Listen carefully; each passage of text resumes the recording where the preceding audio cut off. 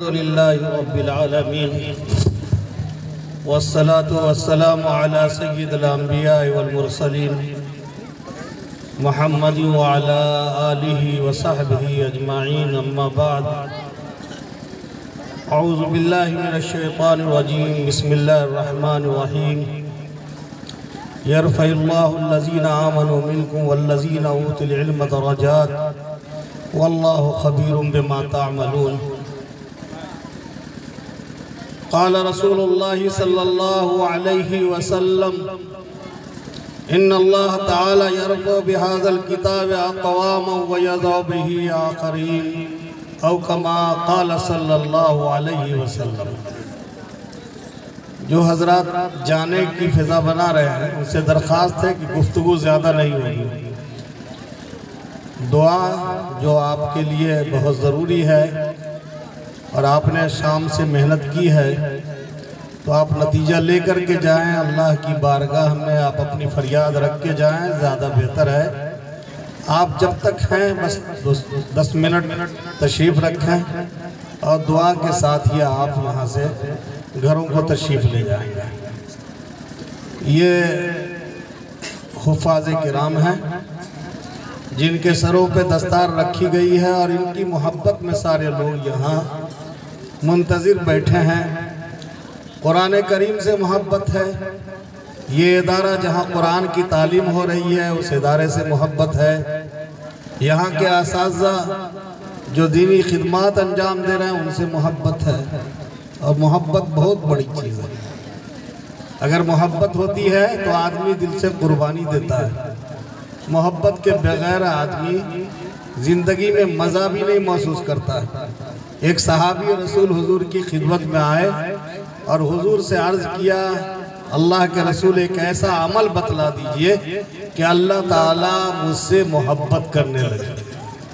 अजीब सवाल था, बहुत मुख्तसर सवाल था कि ऐसा अमल बतला दीजिए कि अल्लाह ताला मुझसे मोहब्बत करने लगे और अल्लाह की मखलूक भी मुझसे मोहब्बत करने लगे। आप जहाँ जाएं आपका इस्तकबाल हो, आप मोहब्बत की निगाह से देखे जाएं। घर में आदमी आए मोहब्बत की निगाह से देखा जाए, सफ़र में हो मोहब्बत की निगाह से देखा जाए, बहुत बड़ी बात है। तो अल्लाह के रसूल ने इरशाद फरमाया, इज़हद फिद दुनिया युहिब्बुकल्लाह। अल्लाह तुमसे मोहब्बत करेगा और अल्लाह जब मोहब्बत करेगा तो अल्लाह मखलूक़ात के दिलों में मोहब्बत डाल देता है। ज़ुहद इख्तियार कर। अभी दुनिया छोड़ के आपने ज़मीन दिया है मदरसे में, ये क्या है? दुनिया के लिए फ़िक्र नहीं किया, आखिरत के लिए फ़िक्र किया है।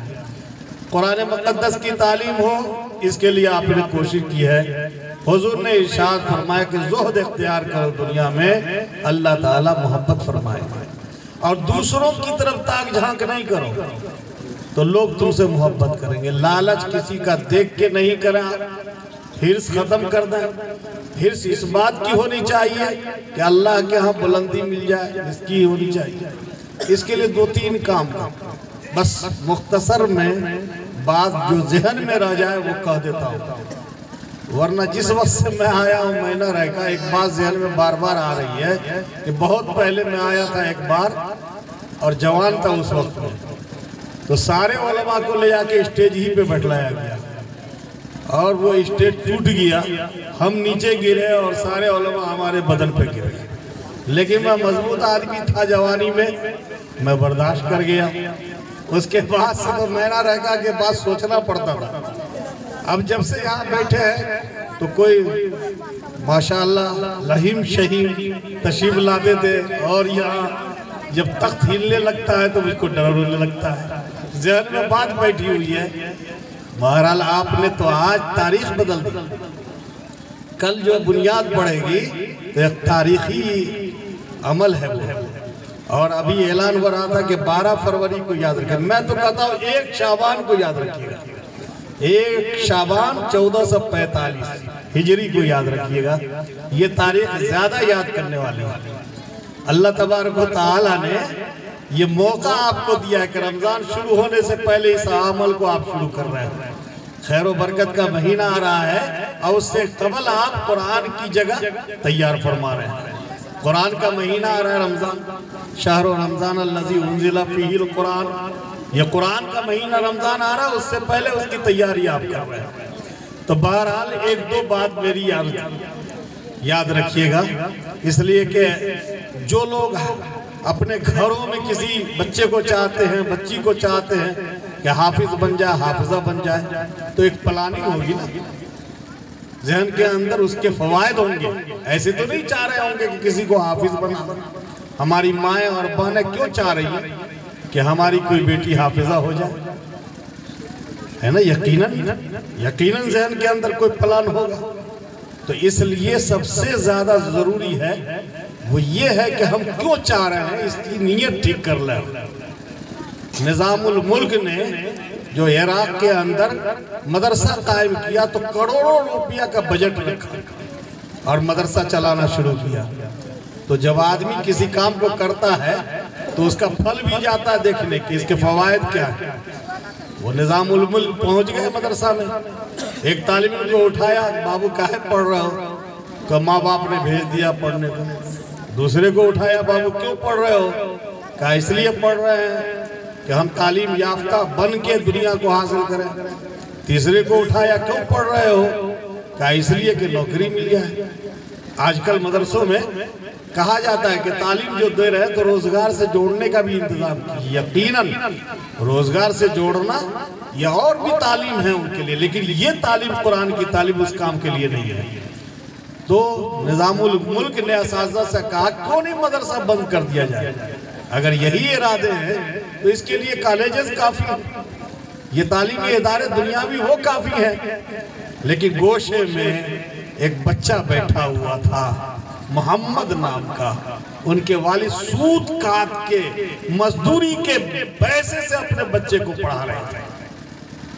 तूस का रहने वाला उस बच्चे को उठाया और खुरासान के इस बच्चे ने जो जवाब दिया, बादशाह रुक गया। पूछा बादशाह ने क्यों पढ़ रहे हो, क्यों तालीम हासिल कर रहे हो? उस बच्चे ने जवाब दिया अल्लाह को राजी करने के लिए।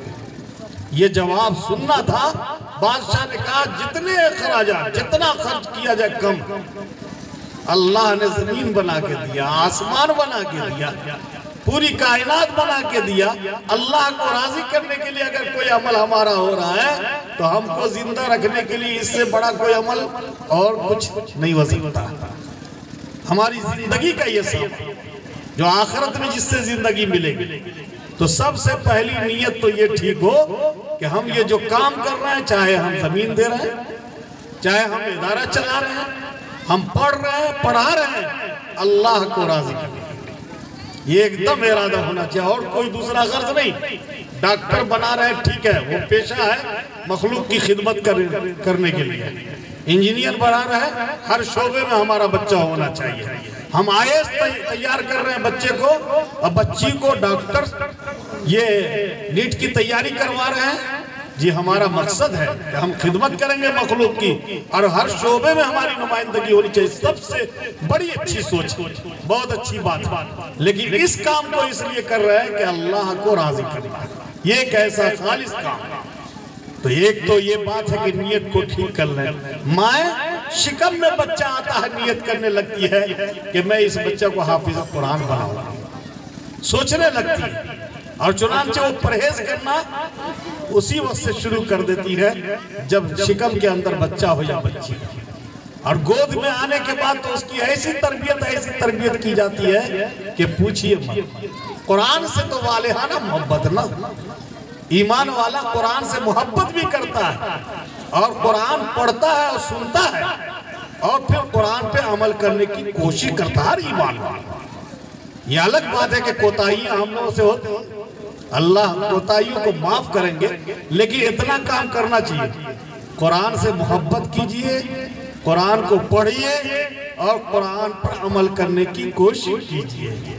एक बादशाह की लड़की शहजादी ने एक शर्त रख दिया, शादी करने को तैयार नहीं थी, शादी नहीं कर रही थी, लेकिन बहुत जब मजबूर किया गया तो उसने एक शर्त रखा कि मैं इस मैदान में खड़ी हूँ एक मैं मिसरा पढ़ती हूँ, ऐलान करवा दिया जाए जो मेरे मिसरा का जोड़ा लगा देगा उससे मैं शादी करूंगा। बड़ी अच्छी बात है भाई, आ गई मैदान में। अब तो देखने के लिए नौजवानों में बेचैनी थी, शहजादी निकल रही है और जो उसके मिसरा का जोड़ा लगा देगा उससे शादी भी कर लेगी, इससे बेहतर बात क्या होगी। तो वो आई मैदान में, मजमा बड़ा लग गया, लेकिन दायरा बना हुआ था, दायरे के अंदर नहीं आना था जब तक मिसरा का आप जोड़ा नहीं लगा सकते हैं। वो कह रही थी हुस्न कहता है कि कुरान हूं मैं, कुरान से भी हसीन कोई किताब हो सकती है। हुस्न कहता है कि कुरान हूं मैं, सारा हुस्न कुरान के अंदर मौजूद है। जब कुरान को खोलेंगे, ये हुरूफ मुक़त्ताआत के अंदर अगर जाएंगे तो अल्लाह ताला ने पता नहीं कितना समुंदर उसमें भर दिया है। तो हुस्न कहता है कि कुरान हूं मैं। तो लोगों की हिम्मत नहीं हो रही थी, ऐसे ही मजमा में जाके आदमी बोल नहीं पाता है, लेकिन एक दीवाना हाफिज कुरान, इन बच्चों का उस्ताद आता है दीवार के पास और कहता है कि मैं जाऊंगा, मैं जोड़ा लगाऊंगा। सबों ने देखा, कहा कि भाई वो जरा के घर के बच्चों की हिम्मत नहीं हो रही, तुम कैसे जोड़ा लगाओगे। उदबा फसाहा सब पीछे हैं, वो जमाना था, इल्म का चर्चा था, लेकिन उसने कहा नहीं मैं जाके जोड़ा लगाऊंगा, लेकिन मैं करीब में जाके जोड़ा लगाऊंगा, यहां से नहीं। इजाजत मिली, लड़की के पास वो गया, लड़की को पकड़ा और चूमता हुआ कहता है, हुस्न कहता है कि कुरान हूं मैं, क्यों न चूम लूं के मुसलमान हूं मैं। कहना था, तय हो गई बात। वो लड़की पुख्ता थी, बादशाह की बेटी थी, शादी होगी। ये तो दुनिया में शहजादी मिल गई कुरान की बरकत से, कुरान की निस्बत से जन्नत में हूर क्यों नहीं मिलेगी, जन्नत की दुल्हन क्यों नहीं मिलेगी। लड़की अगर पढ़ ले, हाफिजा हो जाए तो उसको जन्नत का दुल्हा क्यों नहीं मिलेगा, तय है कि मिलेगा, लेकिन कुछ सब्र तो करना होगा, इंतजार करना होगा।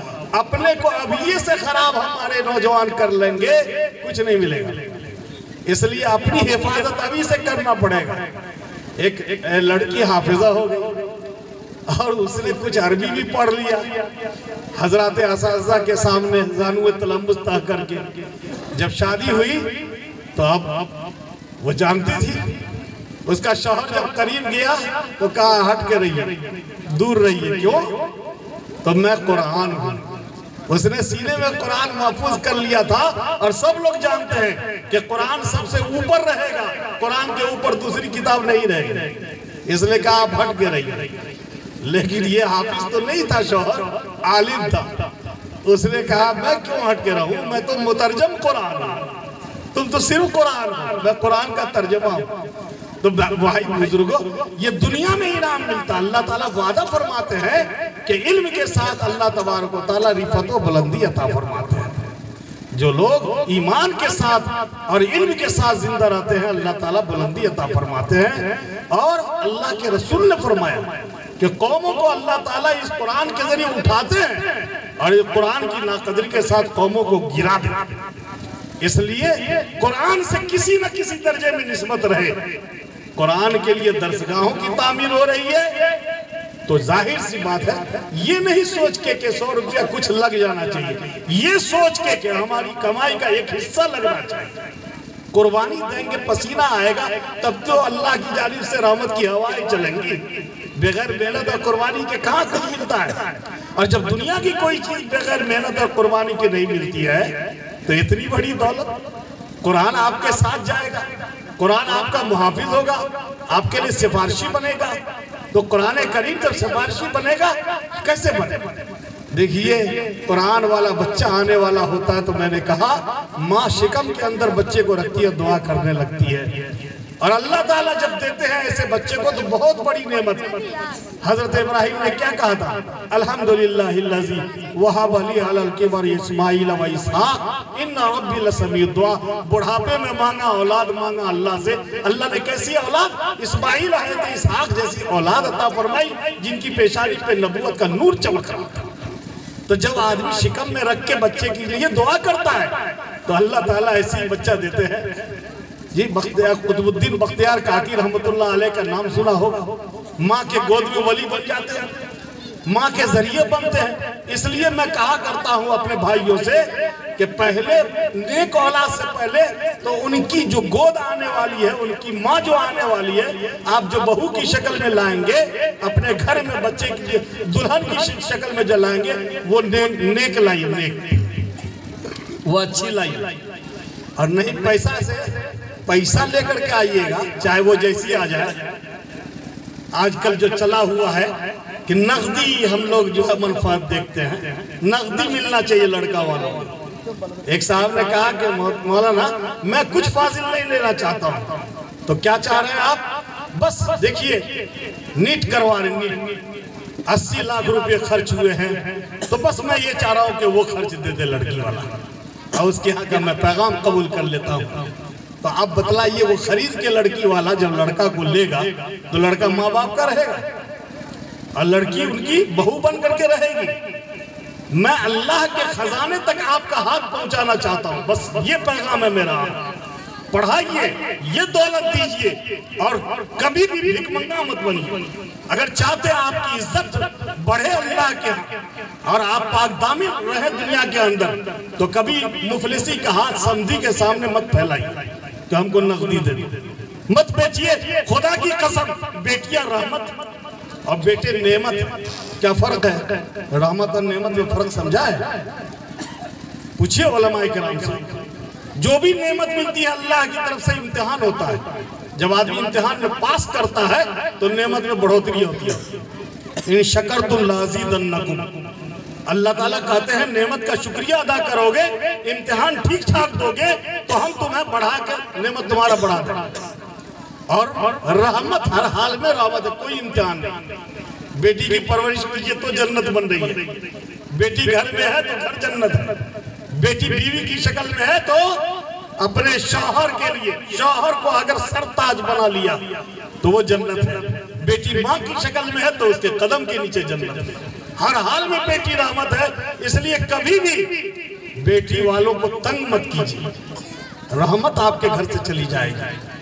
अल्लाह के रसूल ने बरकत की दुआ बताई है कि जब तुम्हारे घर में दुल्हन कोई आए तो उसकी पेशानी के बाल को उसका शौहर पकड़े और उससे खैर की दुआ, अल्लाह से खैर की दुआ कि इससे खैर हमको मिले। अल्लाहुम्मा इन्नी असअलुका खैरहा व खैर मा फीहा, ऐ अल्लाह आपने इस बंदी में जो खैर डाल दिया वो हमको दे दीजिए, हमारे घर में वो बरकत आ जाए। आप तो कहते हैं अल्लाह इसने जो 4 लाख रुपया लेकर के आए वो हमको दे दे। अस्तगफिरुल्लाह, खुदा की कसम ये कर्ज है, कर्ज, ये कर्ज है, जबर है, जबरी कर्ज है। आप वापिस नहीं करेंगे, आप मर जाएंगे तो ये वाजिबुद्दैन कर्ज है। इसको अगर नहीं लौटाएंगे अल्लाह के यहाँ गिरफ्त हो। तौबा कीजिए। लड़के वालों को तौबा करना चाहिए। लड़कों को भी डट के खड़ा हो जाना चाहिए माँ बाप के सामने। क्या बेटी अपने हिस्सा के साथ, माँ बाप को चाहिए बेटी का जो हिस्सा है वो हर हाल में है। फर्क क्या है भाई आपकी जिंदगी में? इसलिए शरीयत ने कहा अगर आप बांट के देना चाहें तो बेटा और बेटी सबको बराबर करके दीजिए। आपके मरने के बाद बेटी का हिस्सा बेटा के निस्फ है, बेटा के मुकाबले में। क्यों? इसलिए कि शौहर से भी मिलेगा।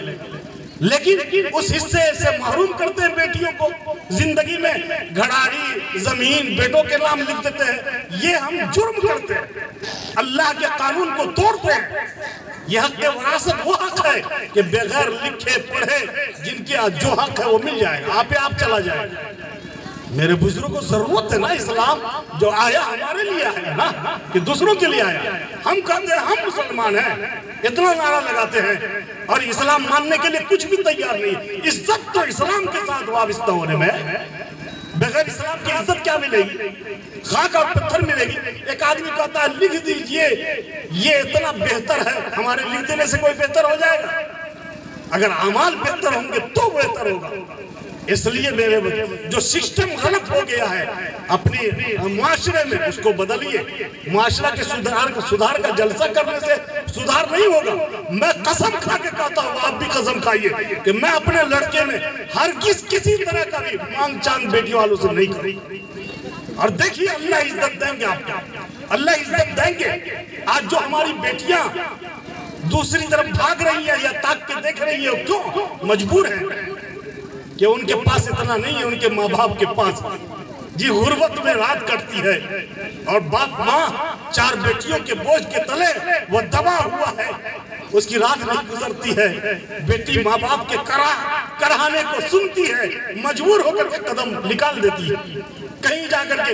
ये कौम, ये बेटियों का कसूर नहीं है, खुदा की कसम, ये कसूर हम लोगों का। माहौल ऐसा खराब किया कि कहीं भी चली जाती है कि कम से कम माँ बाप के लिए तो हम बोझ नहीं है। ये जिम्मेदार कौन है? मदरसों के कायम करने से कुछ नहीं होगा जब तक के मदरसों के पैगाम को अपने ऊपर लागू नहीं कीजिए, मदरसे के पैगाम को अपने ऊपर नाफिज कीजिए और ये समझिए कि बेटियां हमारे लिए रहमत। कैसा मुस्कुराता हुआ चेहरा वालिदैन जब आते हैं घर के अंदर, बेटियों को पाते हैं, सुकून हासिल होता है। क्या पूछना है, अल्लाह की रहमत। हुजूर के यहाँ हजरत फातिमा आती थी तो हुजूर खड़े हो जाते थे, बेटी के लिए बाप खड़ा हो जा रहा है, वो भी नबीउल अंबिया, इमामुल अंबिया। हमारे दिल में कितनी बेटी की रहमत, बेटी की हमदर्दी। बेटियों को पढ़ाइए, मजबूत तालीम दीजिए और अपनी नस्ल के लिए दीनदार गोद को तलाशिए, पैसे वाले को नहीं। पैसा ले करके जो आपके यहाँ शादी करेगी, पैसा दे करके वो आपकी खिदमत गुजार नहीं बनेगी। मेरे बुजुर्गों, इस्लाम ये हमें ऐसा रास्ता देता है कि जिसके जरिए दौलत भी आएगी, आदमी अपनी जायज कमाई पे यकीन रखेगा। मेरा एक दोस्त है जी, अल्लाह ताला ने बहरहाल हिदायत दी, जमात से जुड़ा हुआ है, साफ सुथरी शादी का वादा किया अपने बेटा का और निकाह के लिए मदऊ कर लिया। कलकत्ता से वो आया, दावत दिया, हम लोग चले गए, मालूम नहीं था। बाद में पता चला कि ये खामोशी से 8 लाख रुपया ले लिया है, शादी करवा लिया, निकाह पढ़वा दिया कि हमारे निकाह पढ़वाने से वो महफूज हो जाएगा। मेरे बुजुर्गों, 10 दिन नहीं गुजरा कि उसके बेटा का एक्सीडेंट हुआ और ये चेहरे का सारा जो है, ये सारी रौनक खत्म हो गई, सारा गोश्त निकल गया। 6 महीना इलाज में हुआ, इलाज में लगा, उसकी सर्जरी हुई और 6 महीना के बाद वो बच्चा ठीक हुआ तो खुद ये बाप सालिम 8 लाख रुपया लेने वाला ये एक्सीडेंट कर गया। इसका एक हाथ जो है अब तक झुका हुआ, 2 साल हो गए। उसने कान पकड़ के 8 बार उठ बैठ किया बुढ़ापे में और कहा 8 लाख लिया नहीं कि 16 लाख चला गया। मेरे बुजुर्गों, अगर यहाँ नहीं जाएगा तो बहुत चला जाएगा अल्लाह के हुजूर में। इसलिए मत लीजिए, आप अपनी मांग अल्लाह के सामने रखिए ना, अल्लाह के सामने रखिए, अल्लाह ताला आपको इज्जत के साथ देंगे। अल्लाह कादिर मुतलक। बेशक इन बच्चों को तैयार कर रहा अल्लाह नहीं देगा, मदरसा को बना रहे अल्लाह नहीं देगा, दीन की खिदमत कर रहा अल्लाह नहीं देगा। अल्लाह के यहाँ धरना दे देंगे, रात भर अल्लाह की दुआ में लग जाएंगे, कैसे नहीं अल्लाह ताला देंगे। अल्लाह के बंदे, अल्लाह ने पूरी दुनिया आप ही के लिए तो बना के दिया है, अल्लाह ताला जरूर देंगे। इसलिए अल्लाह फरमाते हैं इन्नल्लाह ताला यरफउ बिहाज़ल किताब अक़वामन व यज़उ बिही आखरीन। अल्लाह ताला रफ़त और बुलंदी कुरान के जरिए देते हैं। कुरान के पैगाम को जो सीने में महफूज किया है उसको जिंदगी में उतारो। कुरान कहता है झूठ नहीं बोलो, कुरान कहता है जबरदस्ती नहीं लो, रिश्वत नहीं लो। तो हम अगर उतारेंगे अपनी जिंदगी के अंदर तो कुरान के जरिए इज्जत मिलेगी, और अगर कुरान को छोड़ेंगे तो चाहे कहीं चले जाए जिल्लत मिलेगी। इसलिए मेरे बुजुर्गों, मैं कहता हूं कि कुरान से बड़ा हमदर्द हमारे लिए कौन सा कुरान, हमारे लिए कौन सी किताब हो सकती है? अल्लाह से बड़ा हमदर्द कौन हो सकता है जो हमारा खालिक है, जो हमारा मालिक है। इसलिए इन बच्चों को भी बचाना है, इनको तालीम के रास्ते पे डाल के इनकी अदब, इनकी इज्जत करनी है।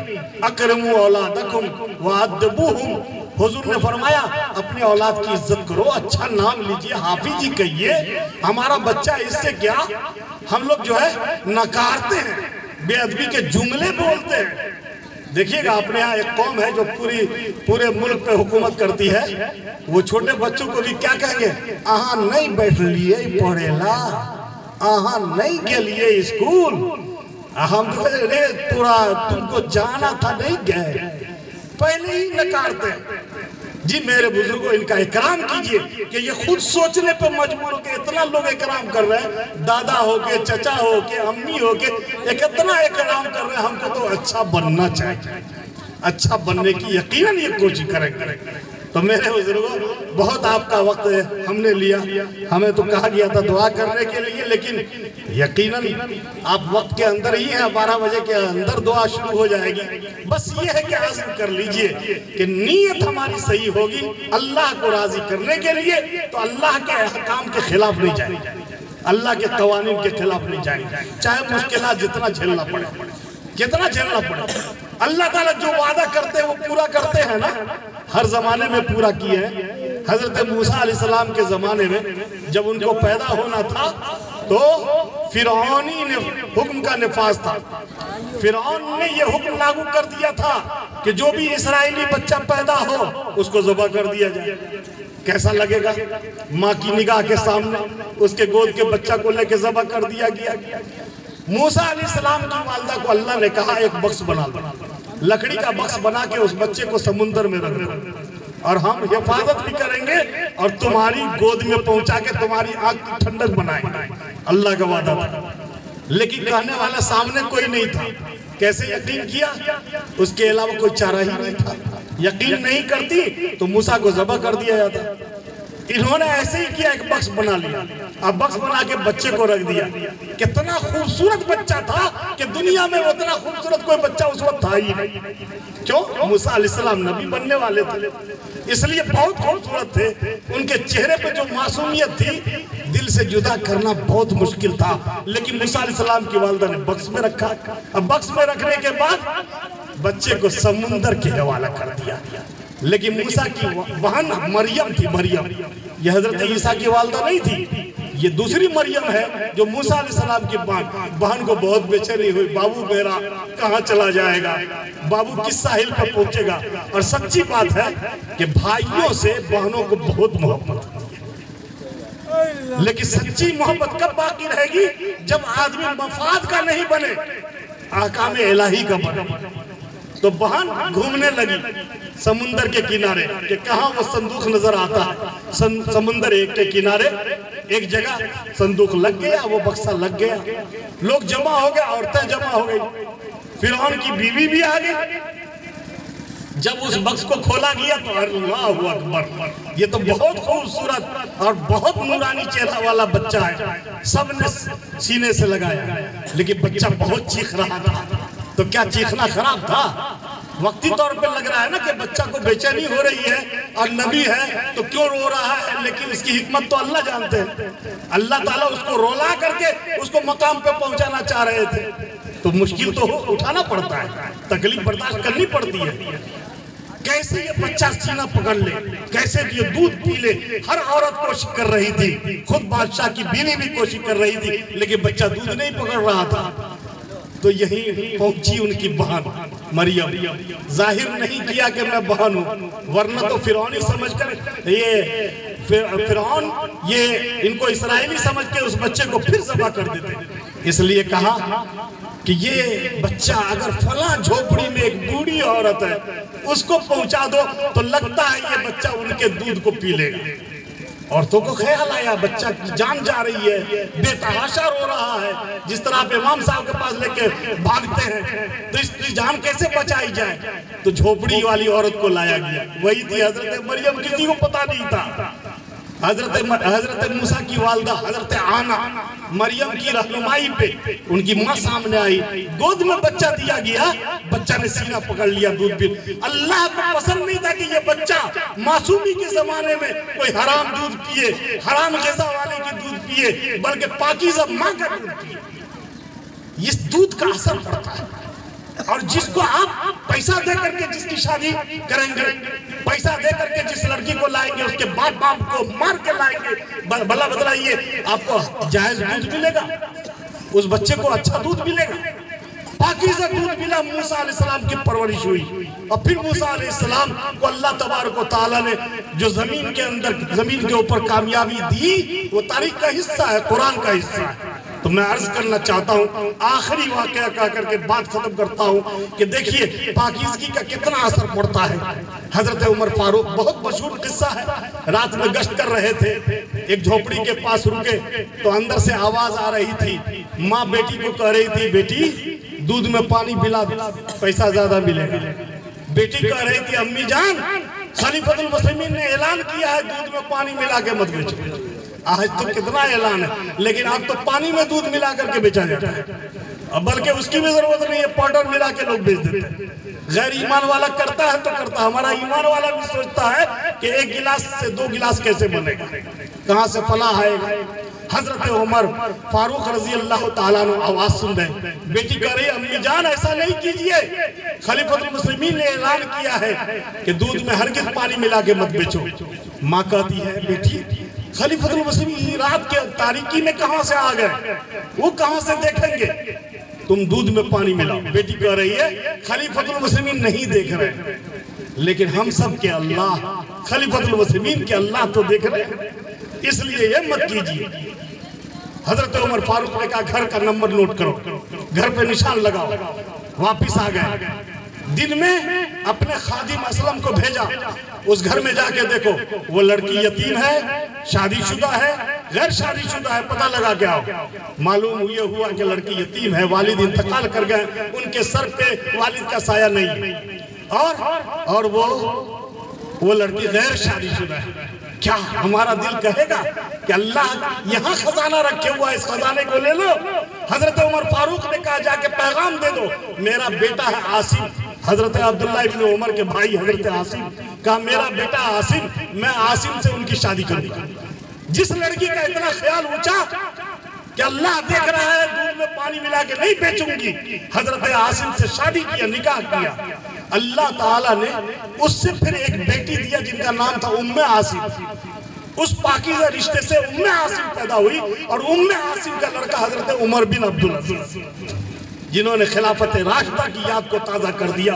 हजरत उमर बिन अब्दुल अजीज पैदा होने वाले उस औरत से हैं जो औरत ऐसे माँ से पैदा हुई थी जिन्होंने दूध में पानी मिलाने की बात अपनी अम्मी की नहीं माना।